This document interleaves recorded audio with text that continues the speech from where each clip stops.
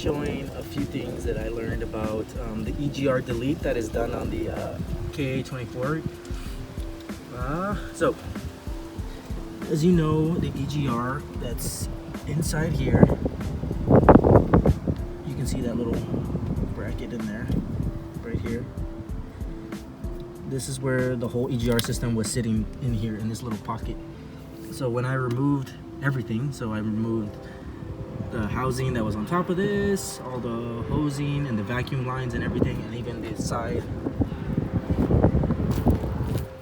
over here, the pipe would run to the actual exhaust manifold where I put this bolt now in, so it doesn't leak any exhaust from there. So it was a lot of stupid emissions, things that you don't really need. But anyway, the only reason I'm making this video, not necessarily to show you like the what I did exactly, it was more just to like show you what to do with the vacuum lines, because I was very confused and nobody really talks about it. It's online, but you have to really like search for a bit, and it's not on YouTube, and nobody really shows you exactly what needs to be done or anything like that. So I just figured I might as well make a quick video just in case somebody else is like having the same problem, can't find find an answer too quickly. Like I understand, like you want your car to run perfectly fine once you finish doing the mod, but I had a few problems because I didn't know where the vacuum lines needed to go, and I had to check engine light because of the EGR system. So the whole EGR system had a total of 3 vacuum lines, so connecting to the EGR system. So it was like these little hoses down here. So as you can see, this is a brand new hose that I installed. If you can't see, there we are. So from this angle on the passenger side, it would be that line. Let's just call these different lines a few numbers so that it's a little easier to remember. So from here, from this angle, you can see that this one up here, let's say this one would be number 1 up here. That's the first one that's connected to the EGR system. And this one right here where I capped off, let's call that one number 2. Alrighty. And then down there would be this one right here, number 3. Okay? So when you remove the EGR system, it would be number 2 and number 3 are connected, and then number 1 would be just this hose dangling.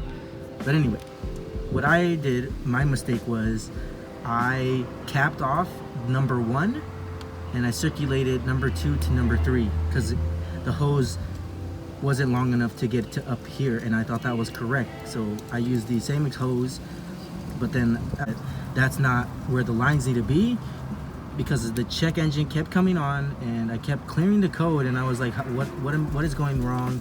I thought it was a sensor, then I replaced knock sensor and all these other things, but then I realized, you know what, it's just these vacuum lines that need to be replaced.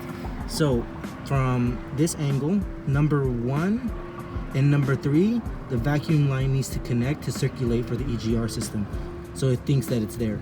And then you need to cap off number 2. I'm not sure exactly the mechanics of it, but that's how I run it. And ever since I put it this way, bought a new vacuum line and then capped this one off, the car is running a lot better. Before it was idling very roughly, and it was just not, it was shit on gas mileage. It was running rough, the idle was stupid, and then shifting from gear to gear, you can distinctly hear some vacuum issues. So anyway, that's what I did. I just connected 1 and 3 together with a brand new vacuum line, and then I capped off number 2, as you can see here. That's what I did. The car runs a lot better, fuel economy is a lot better now, and exactly how the mechanics works, like I said, but that's what I am doing. And if you needed like a quick answer and just to understand where the vacuum lines go, and removing the EGR system was fairly simple. It was just a little hard to get rid of the exhaust manifold on the other side. But thank you for watching. If this helped you,